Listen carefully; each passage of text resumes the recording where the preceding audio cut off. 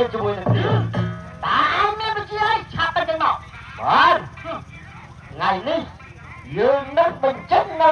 មុនគុណវិជាការតែហាត់រៀនអស់រយៈកាលជាច្រើនឆ្នាំហើយអុយហើយក៏ចេញក្បាលទៅឲ្យចាំគាត់ទីណានេះមិនអីចឹងអត់ទេមើលនោះទៅច្បាស់មើលទៅច្បាស់ជាងហ្នឹងហើយនៅវាឆ្ងាយ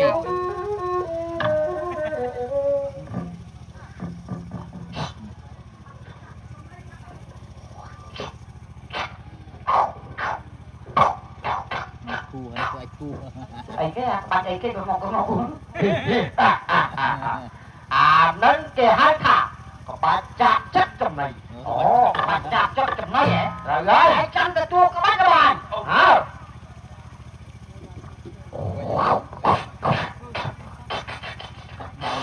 ោចាចាប់បោចាអានឹងគេហៅថាក្បាច់អីអានេះគេហៅថាជុំក្បាច់ជុំពីបាញ់ក្បាច់ចាអូយហើយទទួលយើងមកក្បាច់ទៀតទៅបាច់ទៅអត់ទេ